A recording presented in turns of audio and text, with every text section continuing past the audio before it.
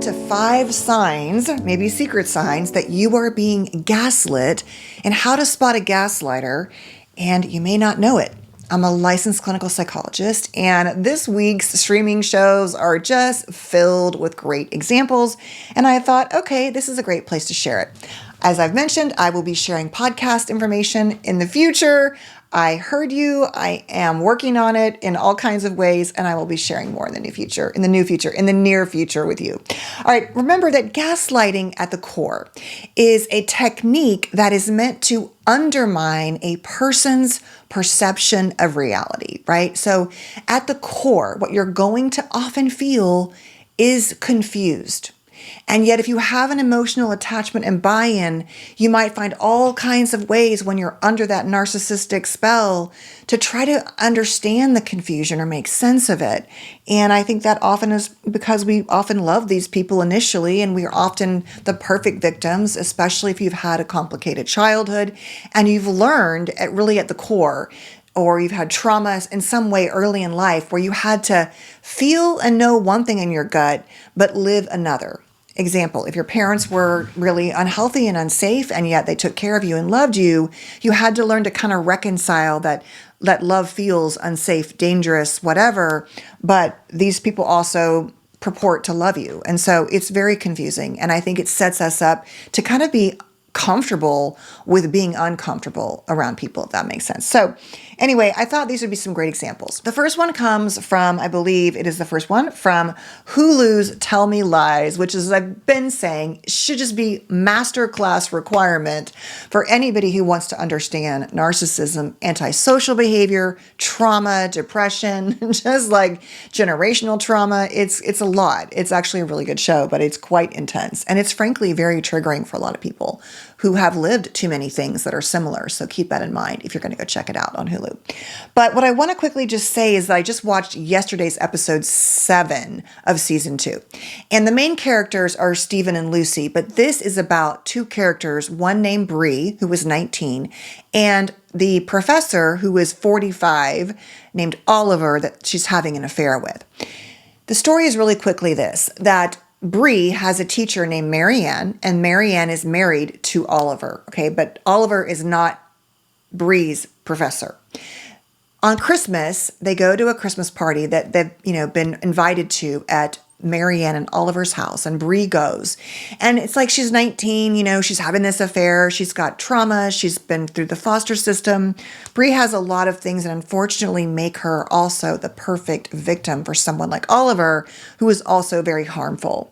And so in the midst of this party where Bree's like, their wife's there's all kinds of, innuendo and nuance about things going on.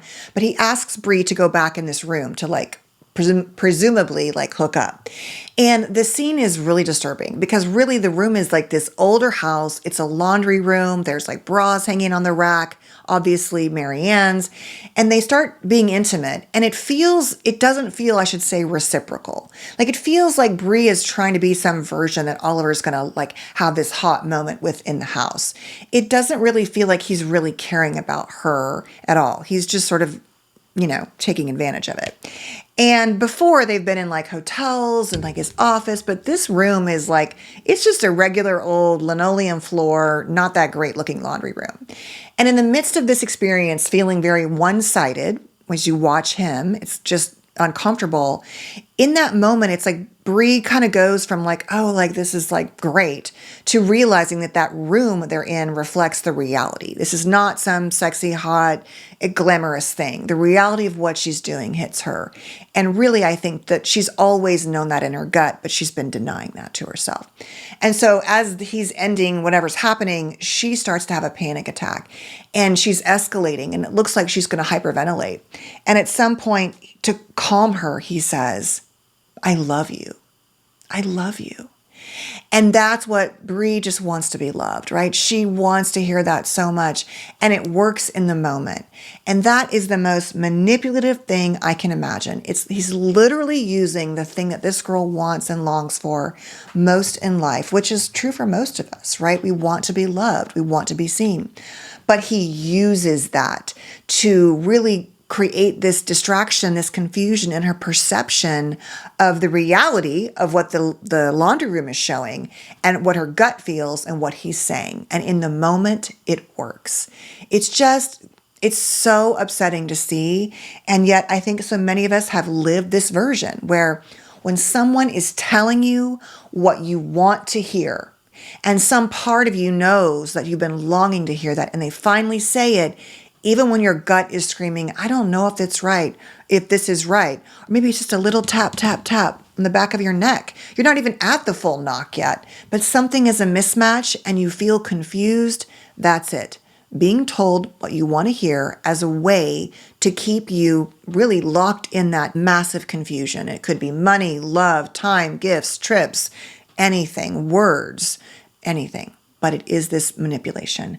Number 2, in the same show, Steven, the main character, every time someone goes to him, his friends, his partners, and they say, hey, Steven, like this thing that you did wasn't okay, they end up apologizing to Steven. And this tactic I am so familiar with.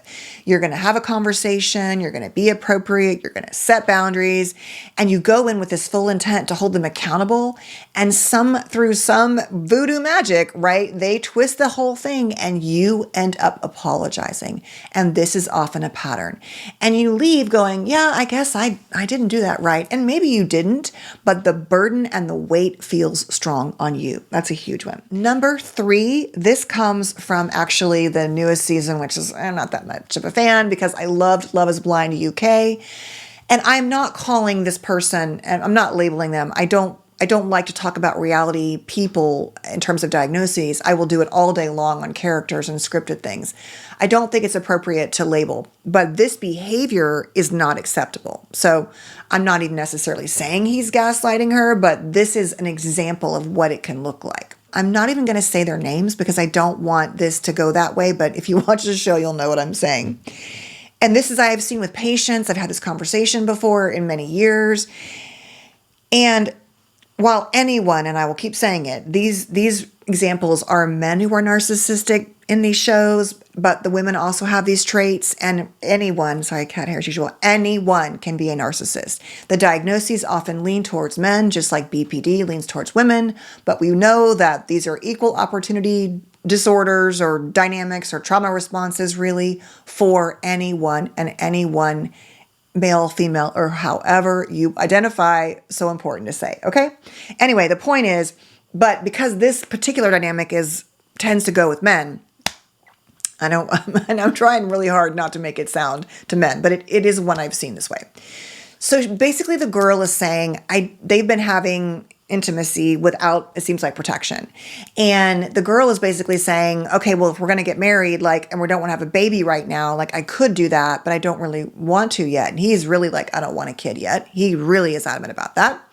She says, I don't really want to go on the pill because of what it does to my body. And we all know that there are pros and cons against all kinds of hormonal treatments, whether it's menopause, whatever, for women in terms of birth control and our hormones. I'm just talking about birth control here. And there's, it's a complicated topic. And yet, he basically says, well, I don't want you to do that. I wouldn't want you to alter your body and your mood and how you feel about yourself and have risks for things, but I'm not. And she's like, okay, well then I guess we have to use other means, which are, you use in the moment. I'm not going to use the word here, disposable that you would use in that moment and you would throw it away. And he's basically two things he's saying is, well, I don't like having it that way. It's what's the point? It doesn't feel good. No, we've heard this is a huge thing. Essentially, he's saying, yeah, I support you not using this, but my pleasure matters more than your safety and us having a kid.